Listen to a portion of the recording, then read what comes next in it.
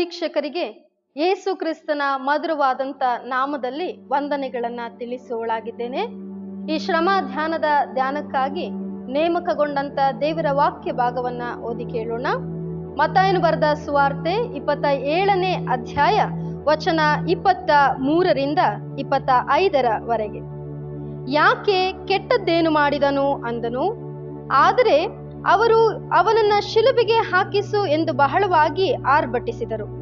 ಆಗ ಪಿಲಾತನು ತನ್ನ ಯತ್ನ ನಡೆಯುವುದಿಲ್ಲ, ಗದ್ದಲ ಮಾತ್ರ ಹೆಚ್ಚಾಗುತ್ತದೆ ಎಂದು ತಿಳಿದು ನೀರು ತಕ್ಕೊಂಡು ಜನರ ಮುಂದೆ ಕೈ ತೊಳೆದುಕೊಂಡು, ಈ ಪುರುಷನನ್ನ ಕೊಲ್ಲಿಸಿದ್ದಕ್ಕೆ ನಾನು ಸೇರಿದವನಲ್ಲ, ನೀವೇ ನೋಡಿಕೊಳ್ಳಿರಿ ಅನ್ನಲಾಗಿ ಜನರೆಲ್ಲ ಅವನನ್ನ ಕೊಲ್ಲಿಸುವುದಕ್ಕೆ ನಾವು ನಮ್ಮ ಮಕ್ಕಳು ಉತ್ತರ ಕೊಡುತ್ತೇವೆ ಅಂದರು ಎಂಬುವಂಥದ್ದೇ. ಕರ್ತನಲ್ಲಿ ಪ್ರೀತಿಯ ದೇವ ಜನರೇ, ಯೇಸು ಕ್ರಿಸ್ತನ ಶ್ರಮ ಮರಣದಲ್ಲಿ ಬಹು ಪ್ರಾಮುಖ್ಯ ಪಾತ್ರ ವಹಿಸಿದಂತ ವ್ಯಕ್ತಿ ಪಿಲಾತ. ಈತನ ಕುರಿತಾಗಿ ನಾವು 4 ಸುವಾರ್ತೆಗಳಲ್ಲಿಯೂ, ಅಪೋಸ್ತಲರ ಕೃತ್ಯದಲ್ಲಿಯೂ ಮತ್ತು ತಿಮೋತಿಯನಿಗೆ ಬರೆದಂತ ಮೊದಲ ಪತ್ರಿಕೆಯಲ್ಲಿಯೂ ನಾವು ನೋಡ್ತೇವೆ. ಇನ್ನು ವಿಶೇಷವಾಗಿ ನಾವು ಗಮನಿಸುವುದಾದ್ರೆ, ಕ್ರೈಸ್ತ ಸಭೆಯ ಒಂದು ನಂಬಿಕೆಯ ಅರಿಕೆಯಾದಂತ ಅಪೋಸ್ತಲಿಕ ವಿಶ್ವಾಸ ಪ್ರಮಾಣ ಸೂತ್ರ ಹಾಗೂ ನೈಸಿಯ ವಿಶ್ವಾಸ ಪ್ರಮಾಣ ಸೂತ್ರದಲ್ಲಿಯೂ ಪೊಂತಿ ಪಿಲಾತನ ಹೆಸರನ್ನ ದಾಖಲಿಸುವುದು ಮಾತ್ರವಲ್ಲದೆ, ಈತನ ಅಧಿಪತ್ಯದಲ್ಲಿ ಯೇಸು ಶ್ರಮೆ ತಾಳಿದನು ಎಂಬುದಾಗಿ ದಾಖಲಿಸಲಾಗಿದೆ. ಹಾಗಿದ್ದರೆ ಈ ಪೊಂತಿ ಪಿಲಾತ ಯಾರು? ಯೇಸುವಿನ ಶ್ರಮೆಯಲ್ಲಿ ಈತನ ಪಾತ್ರ ಏನಾಗಿತ್ತು ಎಂಬುದಾಗಿ ನಾವು ತಿಳಿದುಕೊಳ್ಳುವಂಥದ್ದು ಬಹಳ ಅಗತ್ಯ. ಪೊಂತಿ ಪಿಲಾತನು ರೋಮ್ ಚಕ್ರಾಧಿಪತ್ಯಕ್ಕೆ ಒಳಗಾದಂತ ಯಹೂದವನ್ನ ಆಳುವುದಕ್ಕೆ ಅಧಿಪತಿಗಳಿಂದ ಅಥವಾ ಚಕ್ರವರ್ತಿಗಳಿಂದ ನೇಮಿಸಲ್ಪಟ್ಟಂತ 5ನೆಯ ದೇಶಾಧಿಪತಿಯಾಗಿದ್ದನು. ಅನೇಕ ವರ್ಷಗಳವರೆಗೂ ಈತ ಅಧಿಕಾರವನ್ನ ನಡೆಸಿದನು. ಆದರೆ ಜನರ ಪ್ರೀತಿಗೆ ಅವನು ಒಳಪಡಲಿಲ್ಲ, ಜನರಿಂದ ಮನ್ನಣೆಯನ್ನ ಆತ ಪಡೆದುಕೊಳ್ಳಿಲ್ಲ ಎಂಬುದಾಗಿ ಹೇಳಿದ್ರೆ ತಪ್ಪಾಗ್ಲಾರ್ದು. ಈತನು ಪ್ರಸಿದ್ಧಿಯಾದದ್ದು ಯೇಸುವನ್ನ ಕ್ರೂಜೆಗೆ ಏರಿಸಿದ್ದರಿಂದಲೇ ಅಂತ ಹೇಳಿದ್ರೆ ತಪ್ಪಾಗ್ಲಾರ್ದು. ಆತನ ಅಧಿಕಾರದ ಆರಂಭದಲ್ಲಿ ಯಹೂದ್ಯರ ಧಾರ್ಮಿಕ ಆಚರಣೆಗಳ ವಿರುದ್ಧವಾಗಿ ಆತ ಕಾರ್ಯವನ್ನ ಮಾಡುವುದಕ್ಕೆ ಆರಂಭಿಸಿದನು.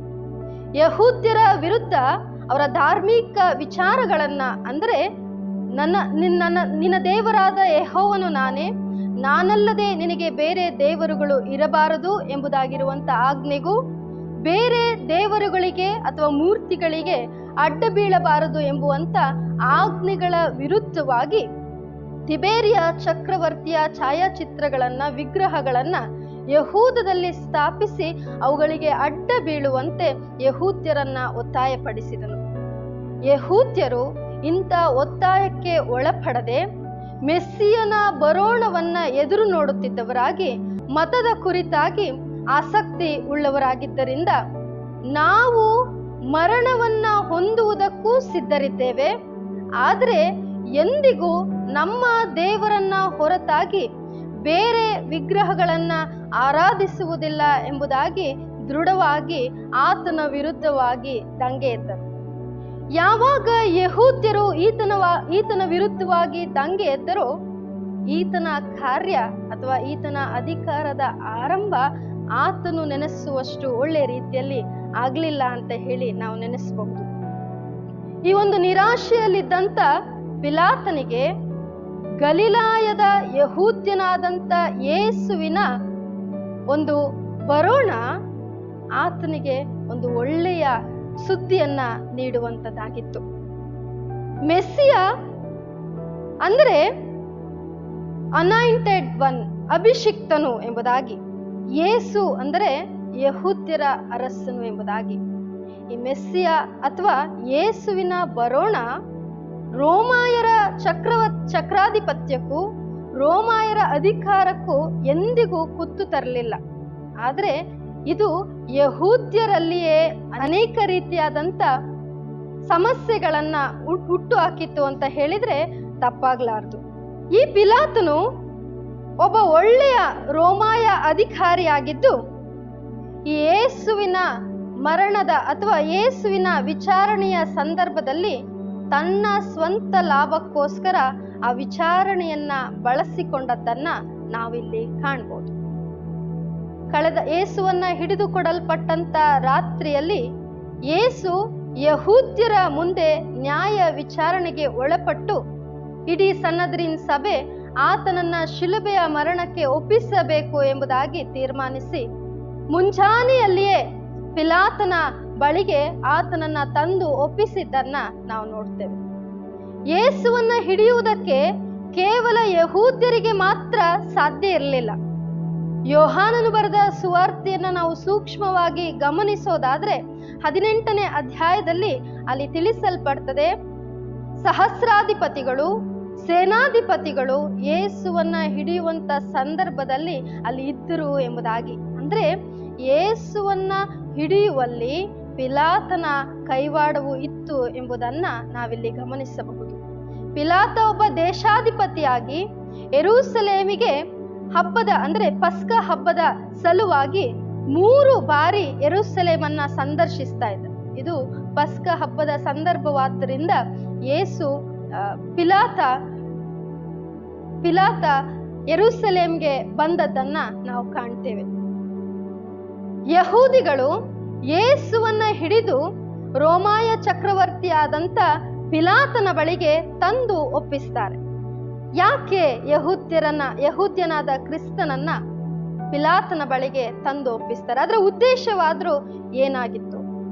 ಯಹೂದ್ಯರ ಕಾನೂನಿನ ಅನ್ವಯ ಒಬ್ಬ ವ್ಯಕ್ತಿ ಅಥವಾ ಅಪರಾಧಿಗೆ ಅವರು ಶಿಕ್ಷೆಯನ್ನ ಕೊಡಬಹುದಾಗಿತ್ತೇ ಹೊರತು ಮರಣ ದಂಡನೆಯನ್ನ ಕೊಡುವಂತ ಅಧಿಕಾರ ಅವರಿಗೆ ಇರಲಿಲ್ಲ. ಆ ಅಧಿಕಾರ ರೋಮಾಯ ಚಕ್ರವರ್ತಿಗಳಿಗೆ ಮಾತ್ರ ಇದ್ದದ್ದನ್ನ ನಾವು ಕಾಣ್ತೇವೆ.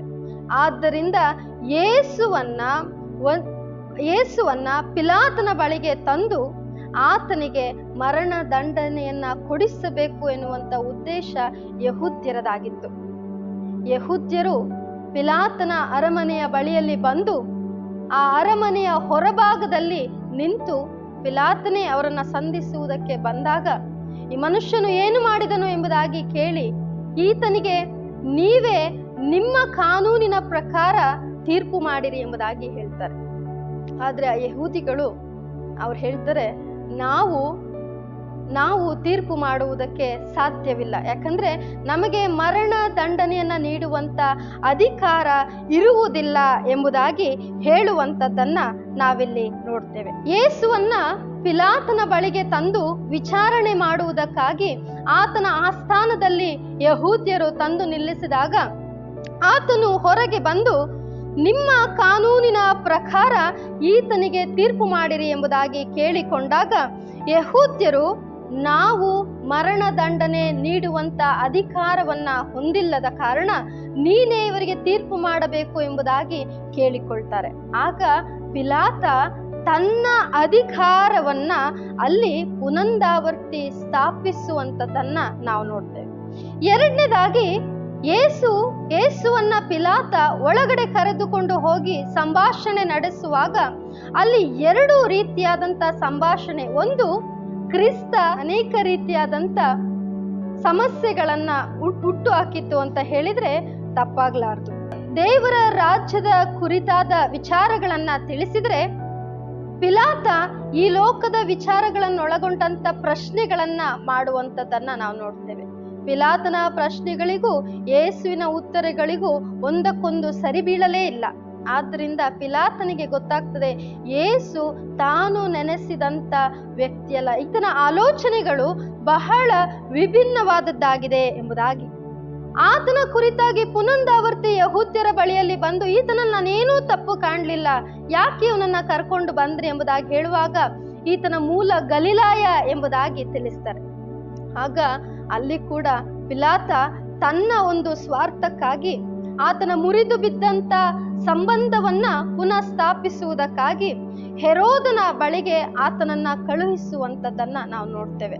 ಹಾಗೆ ಹೆರೋದನು ಯೇಸುವನ್ನ ಹಿಂತಿರುಗಿ ಪಿಲಾತನ ಬಳಿಗೆ ಕಳುಹಿಸಿ ಆತನಲ್ಲಿ ಯಾವುದೇ ತಪ್ಪನ್ನ ನಾವು ಕಾಣಲಿಲ್ಲ ಎಂಬುದಾಗಿ ಹೇಳ್ತಾನೆ. ತದನಂತರದಲ್ಲಿ ಆಗ್ಲೂ ಕೂಡ ಪಿಲಾತನಿಗೆ ಯೇಸುವನ್ನ ಬಿಡುಗಡೆ ಮಾಡುವಂತ ಸಾಮರ್ಥ್ಯ ಇತ್ತು ಅನ್ನುವಂಥದ್ದನ್ನ ನಾವು ಕಂಡುಕೊಳ್ಬಹುದು. ಲೂಕನಲ್ಲಿ ಹೇಳ್ತಾನೆ, ಮುರಿದು ಬಿದ್ದಂತ ಪಿಲಾತನ ಮತ್ತು ಹೆರೋದನ ಸಂಬಂಧ ಅಂದಿನಿಂದ ಸರಿ ಹೋಯಿತು ಎಂಬುದಾಗಿ. ಇನ್ನು ಯೇಸುವಿನ ಮೂಲಕ ಪಿಲಾತನಿಗೆ ಲಾಭ ಆಗುವಂತ ಕಾರ್ಯವಿತ್ತು. ಅದೇನೆಂದರೆ, ಶಾಸ್ತ್ರಿ ಪರಿಸಾಯ ಯಹೂದ್ಯರ ಮಧ್ಯದಲ್ಲಿ ತನ್ನ ಅಧಿಕಾರವನ್ನ ಇನ್ನೂ ಬಲಪಡಿಸುವುದಕ್ಕಾಗಿ ಅವರ ಬಳಿಯಲ್ಲಿ ಕರ್ಕೊಂಡು ಬಂದು ಅವನು ಹೇಳ್ತಾರೆ, ಯಹೂದ್ಯರ ಅರಸನು ಬೇಕೋ, ಯೇಸು ಎಂಬ ಯಹೂದ್ಯರ ಅರಸನು ನಿಮಗೆ ನಾನು ಬಿಟ್ಟು ಕೊಡ್ಲೋ ಅಥವಾ ಬರಬ್ಬನನ್ನ ನಾನು ಬಿಟ್ಟು ಕೊಡ್ಲೋ ಅಂತ ಹೇಳುವಾಗ ಇಡೀ ಸಮೂಹ ಬರಬ್ಬನನ್ನೇ ಬಿಟ್ಟು ಕೊಡು ಅಂತ ಕೇಳ್ತಾರೆ. ಅದರಲ್ಲಿ ನಮ್ಗೆ ಆ ಒಂದು ಬಿರುದು ಯಹೂದ್ಯರ ಅರಸನು. ನೋಡಿ, ಯಹೂದ್ಯರ ಅರಸನನ್ನ ಯಹೂದ್ಯರೇ ತಳ್ಳಿ ಬಿಟ್ಟದ್ದನ್ನ ಇಲ್ಲಿ ಪಿಲಾತನು ಹೇಳುವಂಥದ್ದನ್ನ ನಾವು ನೋಡ್ತೇವೆ. ಕಡೆಯಲ್ಲಿ ಅವರ ಬಾಯಿಂದಲೇ, ಯಹೂದ್ಯರ ಬಾಯಿಂದಲೇ ಹೇಳ್ತಾರೆ, ನಮಗೆ ಕೈಸರನ ಹೊರತು ಬೇರೆ ಅರಸನು ಇರುವುದಿಲ್ಲ. ಒಟ್ಟಾರೆಯಾಗಿ ಕರ್ತನಲ್ಲಿ ಪ್ರೀತಿಯ ದೇವ ಜನರೇ, ಯೇಸುವಿಗೆ ಪಿಲಾತನ ಮುಂದೆ ಆದಂತಹ ನ್ಯಾಯ ವಿಚಾರಣೆ ಅದು ಅನ್ಯಾಯವಾದಂತ ನ್ಯಾಯ ವಿಚಾರಣೆ. ಪಿಲಾತ ತನ್ನ ಅಧಿಕಾರದಲ್ಲಿ ಎಲ್ಲವನ್ನ ಕಳೆದುಕೊಂಡಂತ ಸ್ಥಿತಿಯಲ್ಲಿದ್ದಾಗ ಯೇಸುವಿನ ಬರೋಣ ಆತನ ಅಧಿಕಾರವನ್ನ ಪುನಃ ಸ್ಥಾಪಿಸುವುದಕ್ಕೆ ಅದು ಪೂರಕವಾದದ್ದರಿಂದ ಯೇಸುವಿನ ಒಂದು ವಿಚಾರಣೆಯನ್ನ ತನ್ನ ಒಂದು ಅಧಿಕಾರವನ್ನ ಪ್ರಬಲಪಡಿಸಿಕೊಳ್ಳುವುದಕ್ಕೆ ಬಳಸಿಕೊಂಡು ಇವತ್ತು ನಮ್ಮನ್ನ ನಾವು ಪರೀಕ್ಷಿಸಿಕೊಳ್ಳೋಣ.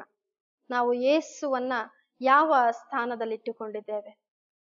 ಯಹೂದ್ಯರಾಗಿದ್ದುಕೊಂಡು ಯೇಸುವನ್ನ ಶಿಲುಬೆಗೆ ಹಾಕಿಸು ಎಂಬುದಾಗಿ ಕೂಗುವವರ ಗುಂಪಿನಲ್ಲಿ ನಾವಿದ್ದೇವೆಯೋ, ಅಥವಾ ಯೇಸು ಕ್ರಿಸ್ತನ ನಿಜ ಮೌಲ್ಯವನ್ನ ಅರಿತುಕೊಂಡವರಾಗಿ ಯೇಸು ಕ್ರಿಸ್ತನನ್ನ ನಾವು ನಿಜ ರಕ್ಷಕನಾಗಿ ಅಂಗೀಕರಿಸಿಕೊಳ್ಳುವಂತ ಗುಂಪಿನವರಾಗಿದ್ದೇವೆಯೋ?